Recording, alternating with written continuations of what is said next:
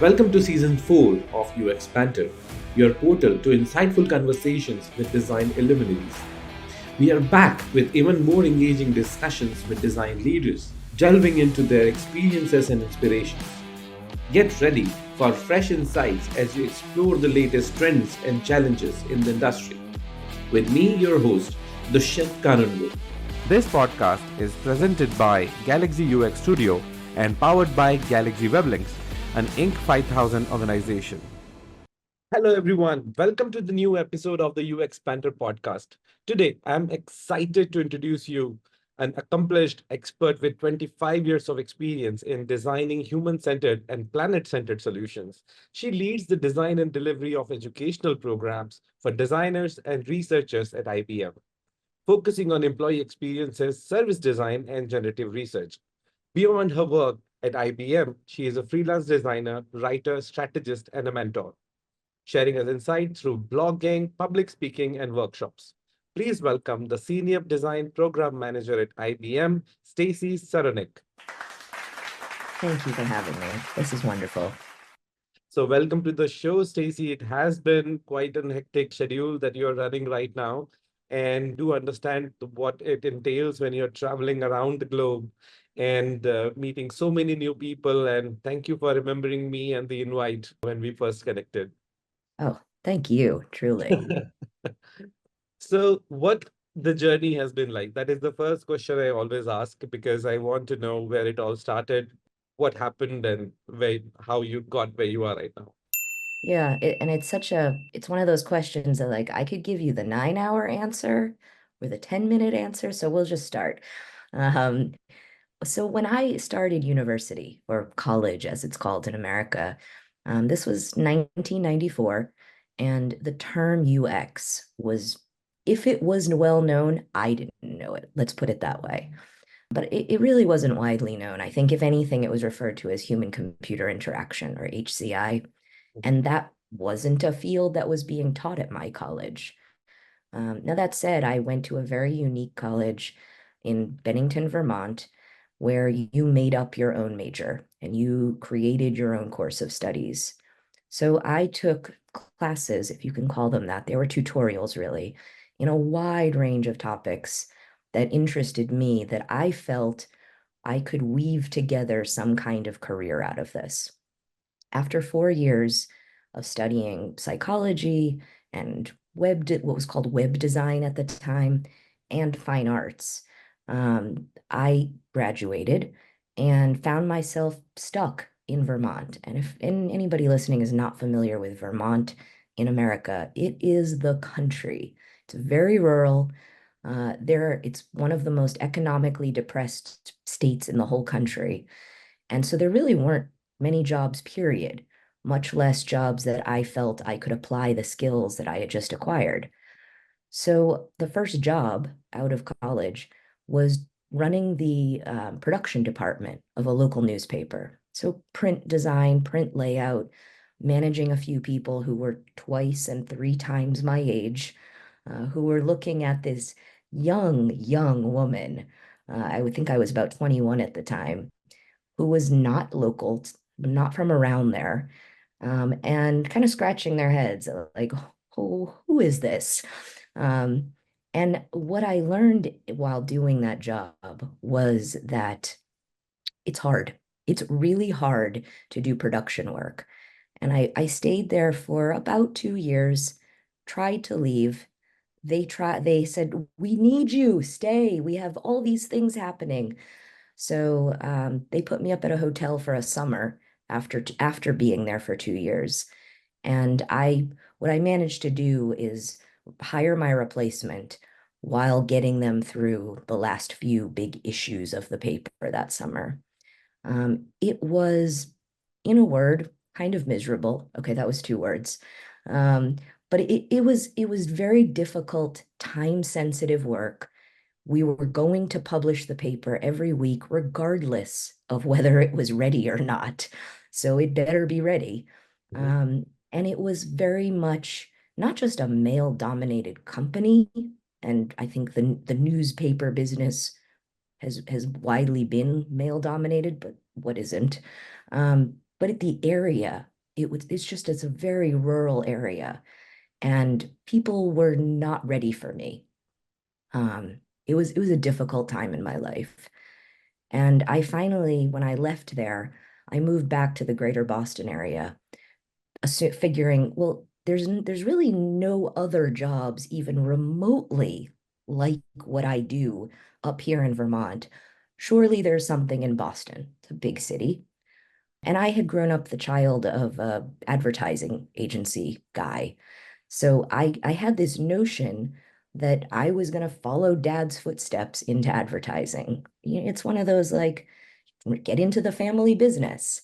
And I think that that concept of like following one of your parents into the family business was still very much a common thing in 1998. Well, 1999, 2000. So I got to Boston, and yeah, my father was like, sure, I can help you get some interviews. I can help you get your foot in the door at these different agencies.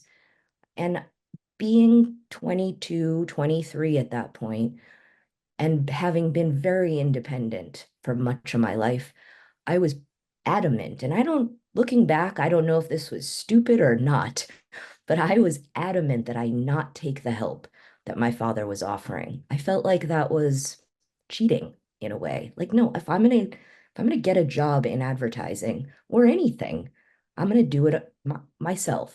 Yeah. I'm on my own merits. And I don't think I vocalized that to him. I was like, "Thank you, Dad. I'm gonna do this my way." Well, it wasn't a good idea in so much as it took me another year to get a role at an ad agency. And in the interim, I was doing very, very random design work. So I don't know how familiar your audience is with kiddie pools, like blow up pools that you put in your backyard for the child to play in. That was the product that the company I worked for was making. And I was designing their packaging and then the textile design, if you can call it that, the prints that were going to be printed on the plastic of the actual pools. Super niche, super random design work. We sat in the corner of a warehouse through a winter in Boston. It was freezing. I remember working with fingerless gloves so that I could still use the laptop. It was that cold in there. And again, with two men in that room and in a warehouse filled with men.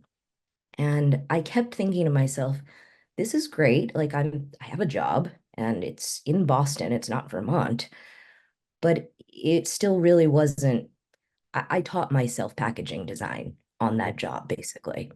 It wasn't the kind of digital design that I knew I could do, that I knew I wanted to do, and it wasn't advertising. So I did, after about a year, get a job at an ad agency as a production artist, which I'm not sure if that's still even a job title in the digital design world. Yes. But I was making banner ads, lots and lots of banner ads for a wide variety of clients. So Volkswagen, Monster.com, the job board, some more very local groups like the Massachusetts Department of Health, a couple of nonprofits. It was a great experience to work with a wide range of clients.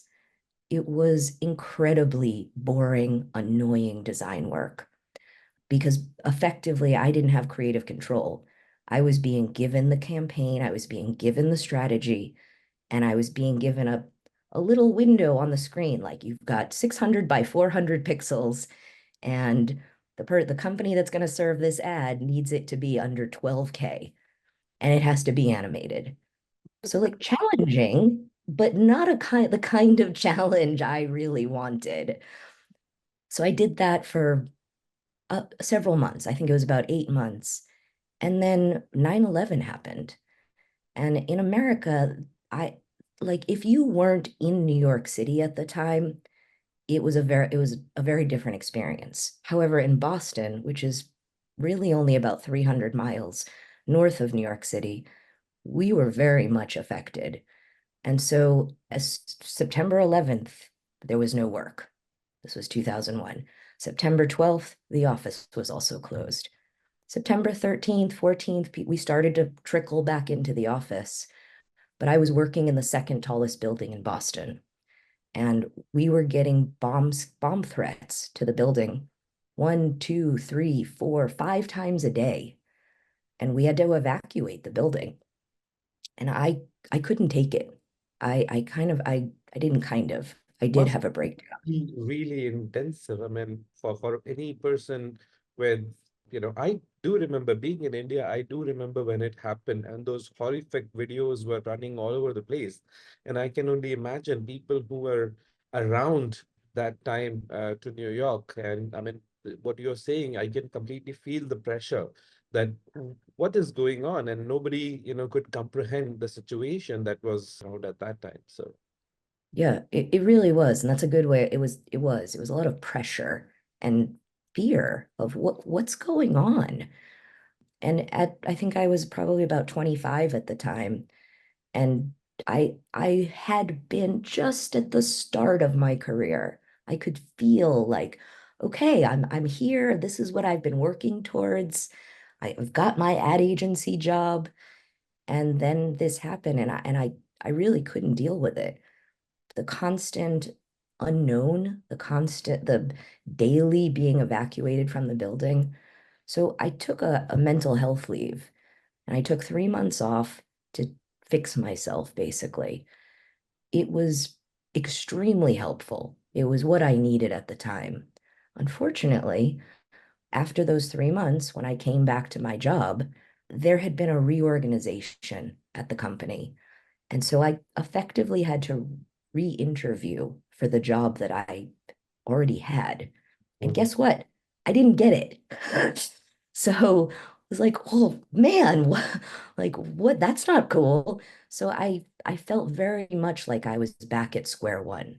Not only was I kind of fragile, I had just spent 3 months putting my psyche back together in a way, and rebuilding the confidence to leave the house, frankly.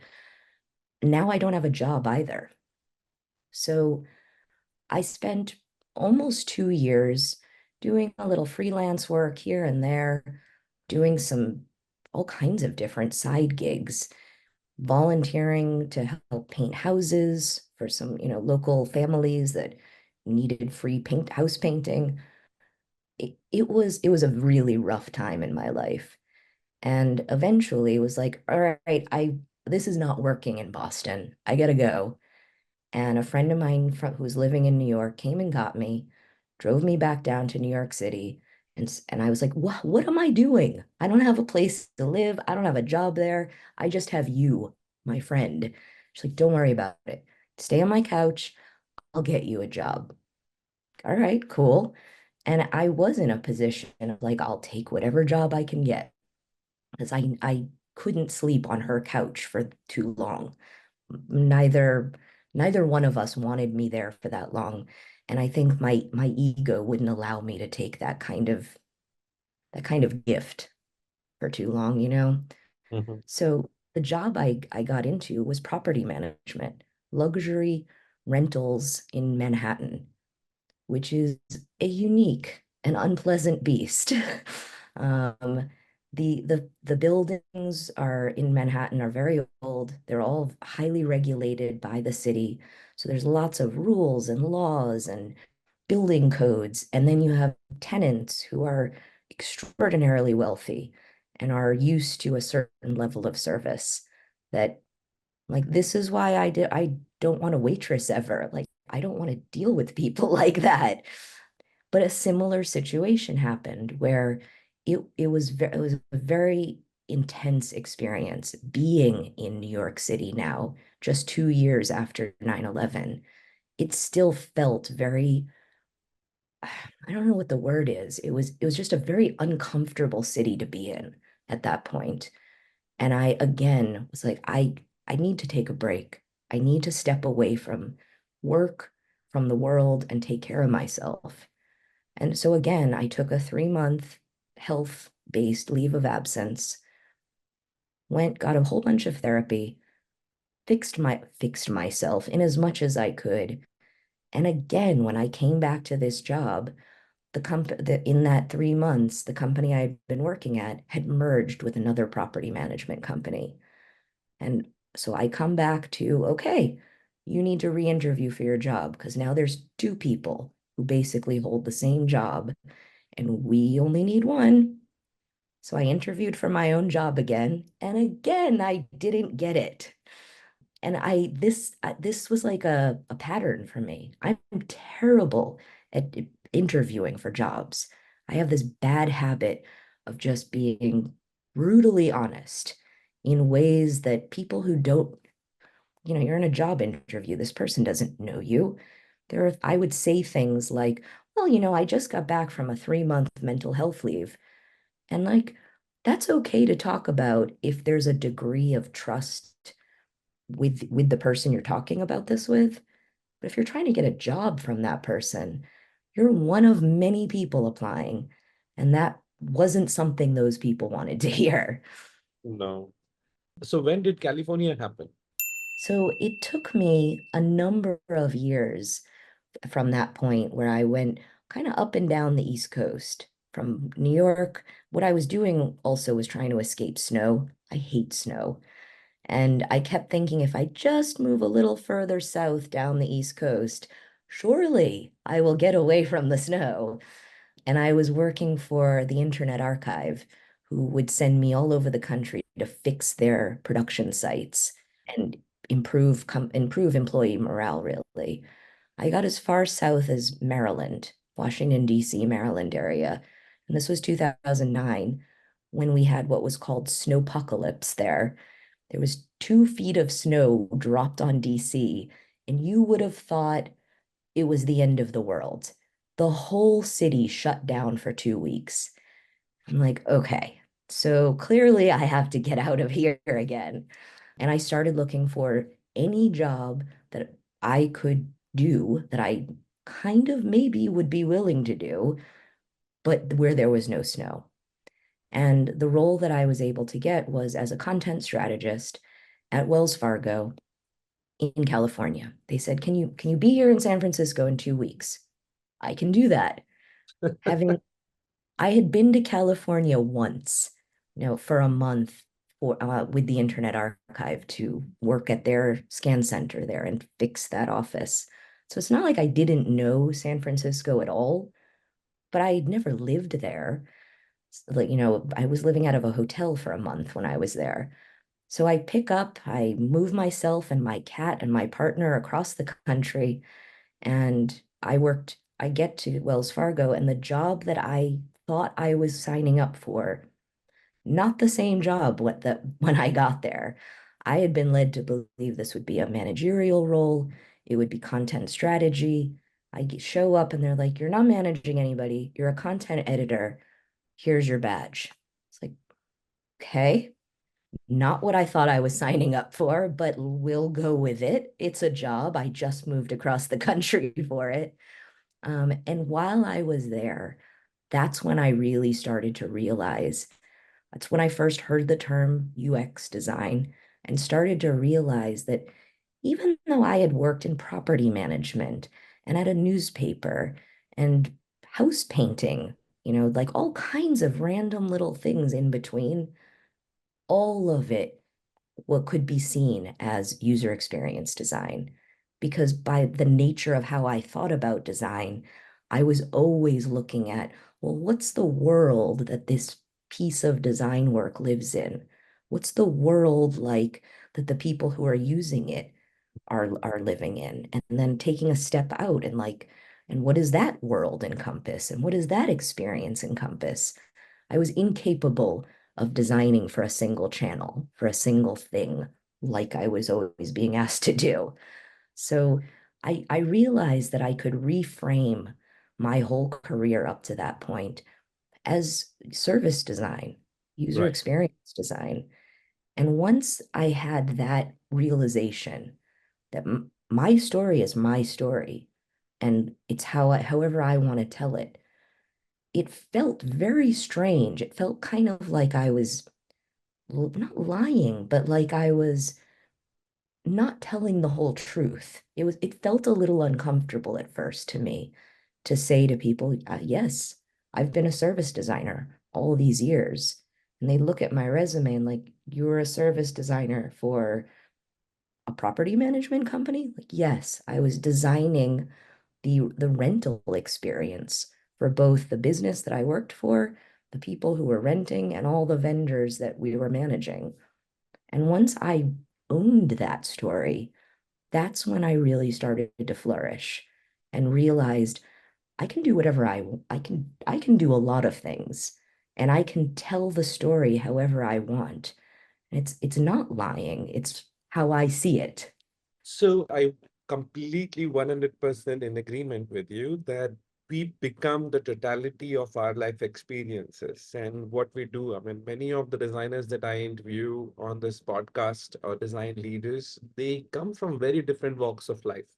And they have this one thing in common, which is they have been nomads at one point. They've been traveling, they've been looking at the world, they're working in jobs which had nothing to do with design at one point in their lives. But the people they met there, the development of empathy, the learnings that they have carried on. And just to say that University of Vermont was one of our clients, and I had the pleasure of visiting Burlington for quite some time, and in Boston as well. So when you were telling me about the places and the names, I can actually imagine what was going on in there, how different Burlington or Vermont is from San Jose.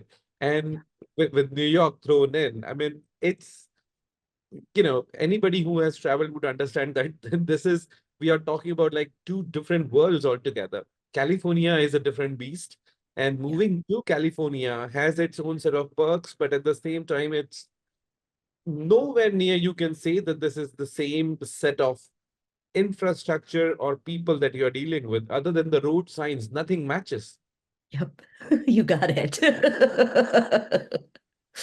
It's so true.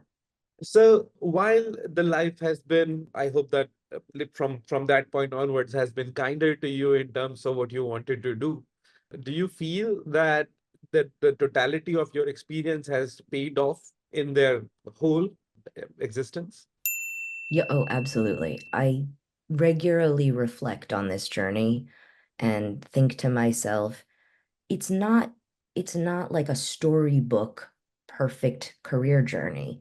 And I haven't met anyone who has had such a thing, to be honest, not for this long in any career. So I really value all of the pain, all of the weird, unpleasant, bizarre experiences I had along the way because they taught me things not just about myself, which is invaluable, but to your point about people and about having empathy for people who came from radically different kinds of lives, kinds of places. And it was very humbling. And I continue to seek out new and strange experiences, people and places, if nothing else, to feel that discomfort because I know that's where learning comes from. So yeah, the total package has come together to be what I would like to believe a deeply empathetic person. I'm always the one in the room who is looking out for who's kind of at the edges, who looks like they feel like they're being othered by the group in the room. And that's who I go right to. I'm like, how can I make you feel more comfortable? Because I'm not in your shoes, but I've been in similar shoes. And by the way, those are really nice shoes. Um, it's and just building that little bit of connection. It really I wouldn't trade it for the world. I really wouldn't. Admirable. All right. So with the serious discussion, I have my notebook here with me that I'm starting to ask you a few funny questions to know more about you. All right. So just a quick question before my first question. Do you cook? I can cook toast. I can cook pasta. I can cook omelets. Okay, good enough. That's You about eat it. yourself 3 times a day. Right. I can feed myself at a real basic level if I have to. All right. So your favorite snack? Favorite snack? Oh, that's a good question. Probably grape flavored Jolly Ranchers. All They have right. to be grape. Yeah. Coffee or ice cream? Oh, coffee. Window or aisle seat? Oh, window so that nobody else can keep the shade open. Your favorite go-to pastime? Sitting and eavesdropping and watching people. I'll go to the airport, I'll go to the beach, I'll go to the mall and just find a comfy spot and watch and listen to people. I do it for professional and personal reasons. I mean, professionally, it's great for conversation design because you really, if you're writing down what you're literally hearing people say, you start to realize nobody talks in proper language. They meld sounds together, they meld words together. And that's conversational interface design. All right. Watching people, I just wanted to make up stories in my head of like, what's that guy in red hat doing? I know. I mean, at the airport, it's a funny scene. I mean, let alone inside, if you're just sitting outside of the airport when people come to drop people, it's it's quite a fascinating watch by the way that people, go on about it. Okay, so your favorite holiday destination, Oh, New Zealand, your Auckland. favorite book. Favorite book, The Idiot by Dostoevsky. I've been reading it for, I don't know, 12 years, and I just keep putting it down for too long, and then I have to reread from the beginning in order to remember where I'm at. So I've never finished it, but the fact that I keep picking it up for 12 years tells me that's my favorite book. Great. And any UX book recommendation? I'm not sure I'm going to get the specific title correct. It's a huge book. It's almost like A3 sized, and it's something along the lines of 101 design principles. It's super valuable for any kind of design, but there's a pocket size version now because it's a big, heavy book, and they recently published a pocket version. Okay. So the next thing is, what do you do? What is your morning ritual looks like? So I am a bear in the morning. I wake up 3 hours before I need to talk to anybody Mhm. every day because nobody should talk to me the first hour I'm awake, including myself. I am miserable to be around. So the first hour of my day is drinking coffee, watching the sunrise, just kind of like, okay, we're doing this again. I got you. And I tell people I have a slow boot up time. That's how I put it. Okay. Your favorite mobile app? That's a great question. I think my favorite is not the one I use the most. My favorite mobile app is, I think it's called journaling because I find it so valuable. It's not terrible, it's not well designed, but I love using it. All right. So people from the app, please get in touch with us and we can help you redesign it. It comes from the real users who want to recommend your service but can't. So Yep. just there is the plug for you. Okay. And who is your hero? Ah, my mother. I know that sounds super cheesy, but and my mother stopped working right around the time I was born. So it's not like I look at her career or anything. The fact that she did make that choice and then stayed home to make sure that I was okay as a child and has continued to be my biggest cheerleader. She's definitely my hero. But isn't that thing something which becomes common that women sacrificing careers after they go, have a child and they want to take time to raise the family? And I believe certainly some things are about changing these days. I specifically like the way Scandinavia has handled it, the 2 years of leave that is on offer for parenting to either the father or the mother. So they switch together. So the women can go back to their careers and fathers taking care of the children. And that way, even India has changing the laws, allowing more time to the family where the mother can actually, can share the paternity leave with the father. And I think Yeah. it's a great way that world is coming to. Some companies are taking good care of it.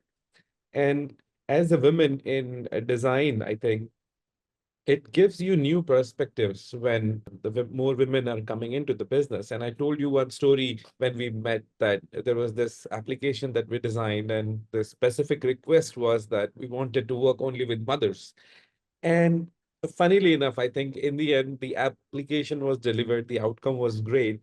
But having that flexibility to make sure that on the management level, that those things are taken care of upfront rather than just making sure that it's a male dominated design industry that we are working in, getting that sort of diversification in the ranks. It's not just about that if we are going to get the project or not, but just having that point of view, which is which is going to be absolutely different from your own, makes a lot of difference. I mean, I don't have any children, but whenever I'm with the group of my friends who have, I think that there are certain things that they mention and they talk about has so unique life perspective that comes from them that even though I grew up with them, I don't even understand fully. And I had to take their word that, okay, what you're saying may be right because I have no clue what that's about. So at IBM, you were mentioning that there was something that you've been working with IBM India, and you've been traveling a lot. So what has been the crux of your initiatives? Yeah, so I mean I was sent to India to help onboard a new team member. That was the point of this 2 month trip that I'm in the middle of right now. What happened along the way was when I got there, I started seeing things that I had heard tales from my mother, from other women 20, 30 years older than me, that was how they experienced the workforce. And things are a little different, and not much better, to be honest, but they've come a little further in America. But I was seeing things that I'm like, "Oh, this is not okay." Women just very subtly being pushed aside, being ignored in rooms where it was mostly men to begin with. And when I started to talk to women to understand, like, please tell me, be honest with me. I'm an outsider and I am just reflecting back to you what I'm seeing. There's no judgment here. But what I'm seeing is that you're not being treated with the same level of respect. You're not being listened to as much as your male counterparts are. And they agreed. And it was something that I was seeing not just within IBM, but just broadly while I was traveling. And it made me realize that the path to a better place, a better way of doing things, was not to come barreling in as an American and say, I have all the answers. Things are much better in America. Do what I've done, and you too will go far. Like I recognized very quickly that I needed to work with these women that I was seeing to empower them to realize that they can and they need to be the future that they want to be a part of. And so I've been working on this initiative called Women Leading Women in India within IBM and creating that community, bringing these women and female presenting folks together to empower each other. And really, the motto of the whole group is you can't have it all without giving it all away. And so that notion of sharing experiences, sharing things that worked, things that didn't work, pain even, just being very open with each other about what we've been through. Maybe we didn't have a solution, but there's a lot of value in just getting it off your chest, letting somebody else hear your story. And a lot of times, somebody else in that group was like, not only have I never seen anything like that, never even imagined that things could be like that. Um, but it, let me tell you how I've handled my life such that I haven't experienced that yet. And so just the cross pollination of ideas and ways of handling situations it's I've only this the initiative has only been running for about a month now, and just in that time, it's been magical watching these women come together and really support each other. So while as you also were mentioning that it is always about the hustle culture, the word wasn't used, but we were talking about it, that how much work you can do without saying no, and it actually impacts both men and women. That it has been highlighted and promoted, and treated as that whoever does it is a hero. And at the same time, this woman from Ernest and Young, EY, she died of overwork. I mean, as it's going on in the news. Anna was the name, Anna Bhaskaran, I think. And because of Anna Sebastian, sorry, was the name. So the way now things have taken a turn is that the central government has come into those labor acts to redefine that what sort of work could be expected. Where can you actually reach out to your employees? The hustle culture, promotion has to be toned down, and the change cannot come from the people demanding it, but the understanding to come from the higher up, people who have made it. They need to realize that whatever they went through is not necessarily the right path. You have to make sure that anything that follows, you don't leave that sort of destruction in your wake. Yeah. Don't, well, expectations, setting expectations is right, but then promoting it that, either this or you will be out of the job is not the right way of going about it. Speaking for your people, speaking for your team and taking care of them, I think is the only way that a healthier work environment that we can all promote. Yeah, 1,000% agreed. And I mean it, I encounter this a lot with both women and men, but it feels and seems even ickier, if that's the right word, to see it happen with women. Where I saw this from the very first job of my career at the newspaper. We had a female editor, and there was a male salesman who used to come up behind me while I was working, bend over, whisper in my ear about his 19 foster children. It was very strange, very creepy. Could not understand why. What are you trying to do here, dude? So I finally went to the editor, the woman editor, to complain or ask for advice. She never looked up from her desk as I told her what I was going through. When I stopped, when I had finished the story of telling her what was happening, that's when she picked up her head, looked me right in the eye, and said, "Is that it?" Like, "Yep, that was all I wanted to tell you about. Deal with it." And she went back to work.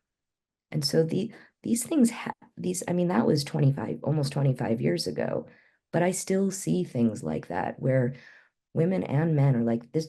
I went through that pain. I went through this terrible situation. You should too. That's the way to success. And it's just not true. It's so unhealthy. Why? It's just mean to think that because you or anybody had a bad experience, that means everybody else should do. Like that's just cruel.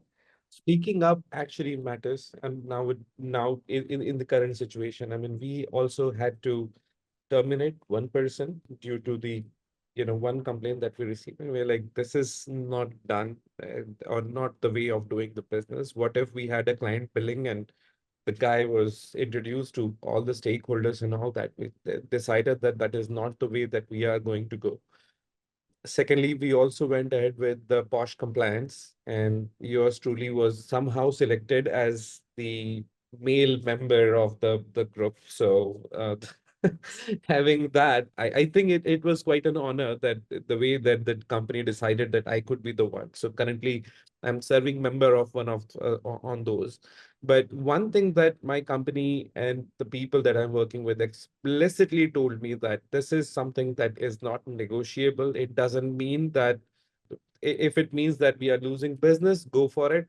Don't worry about anything. But these things have no place in a cultured society and the way we want to build our work and the culture. So I think being having my mother work as a teacher, my grandmother was a teacher in 1950s in India. Can you imagine? That was a pretty Wow. close time. Yeah, she was, and coming from a very, very traditional family. Hmm. So that sort of way, the way the things that I have perceived and understood, that when you know that there is an equal place for everyone out there, if somebody is doing their jobs, my dad actually taught me very early in the career that you have to be really trusting the person, whoever you are making your life partner, because they will in make a career out of it. People will talk to them, people will talk about them, and the only thing that actually can work out in that relationship is that how much you trust and believe on them, that what can be achieved in their lives. So considering that that worldview is quite different from what it used to be, it's a bit of a nostalgic ride, so I'd rather not deep dive there. I hear So you. I think, Stacey, it's been a wonderful, wonderful, insightful conversation about the journey of the design person behind the big hats that have been won. We are more than our designations. We have been coming out from different worlds and with experiences that may have been shared, may have been unique, may have been completely out of this world, but in the end, we are together in the same industry, dealing with same set of issues and problems. A tiny bit different here and there, but now I see the growth where it happens, power where it is supposed to be transferred. And in the conference, you remember they talked about 1 billion women in design. So I think that was a great initiative, and I informed everybody that I want to be part of it as much as I can. Also, I just recorded another podcast with Amina Al Shazi.